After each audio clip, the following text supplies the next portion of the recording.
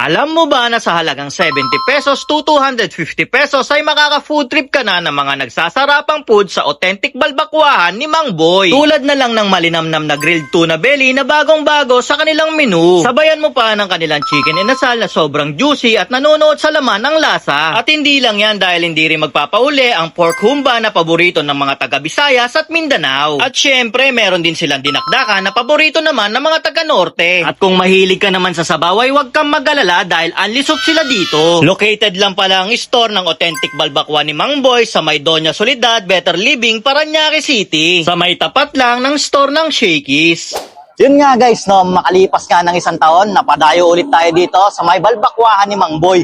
At napansin nga natin na marami na siyang bagong menu dito guys, tulad nitong belly, meron din chicken, at syempre yung mga pamalakasan niya tulad ng dinakdakan, meron ding humba, tapos ito yung kanyang balbakwa.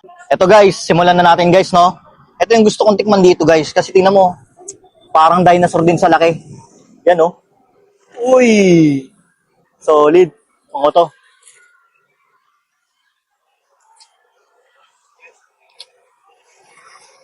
Ang sarap ng inasal nila guys. Talagang yung parang dun sa kilala nating inasalan, no? Yung lasa. Tapos nanuno talaga sa laman, sa meat niya, tsaka juicy yung meat niya. Ang sarap guys. At syempre guys, ang susunod nating titikman, etong bago, yung kanilang tuna belly. Yan. Yan o. May ginawa na tayo ditong bagong sausawan. Ito yung sausawan natin guys. Oh. Toyo mansi. Ngam.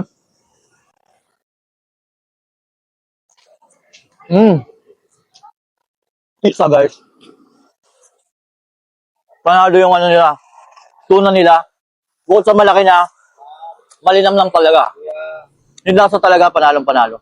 Ito naman guys, yung kanilang humba. Ayan o. Pata humba. Ayan o. Woo! Sarap tong gawing ano, no? Lagay sa kanin. Solid to. Wow! Ang sarap guys.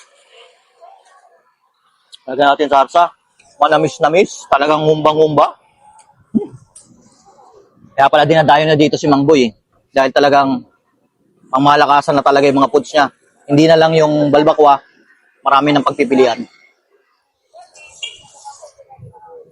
Lambot. Hop. At syempre guys, ito yung pinakauli natin sa titikman. Ito yung talagang dinadayo dito kay Mang Boy. Yan yung kanyang balbakwa. Yan. Dati natikman na natin to, no? Ngayon syempre malalaman natin kung may nagbago ba sa lasa o ganun pa din. Yun, no? Guys, lagyan natin na ito guys, konti. Bang! Yun, no?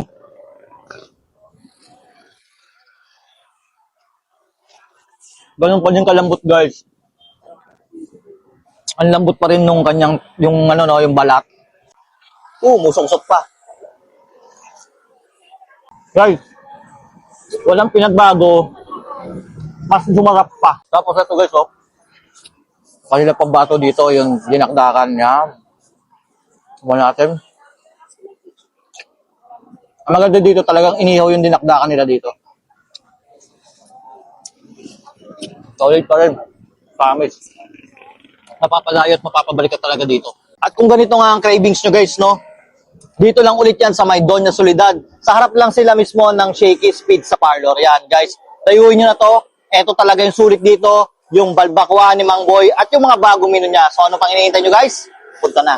Ops guys, naghahanap ba kayo ng healthy kape? Bakit hindi nyo itry itong Santon Gold Coffee Mix na may glutathione at collagen at ang maganda pa nga dito dahil meron tong mangosteen, moringa at spirulina at ang ginamit ng pampatamis dito ay natural stevia. Kaya ano pang hinihintay nyo guys? Mag Santon Gold Coffee Mix na kayo.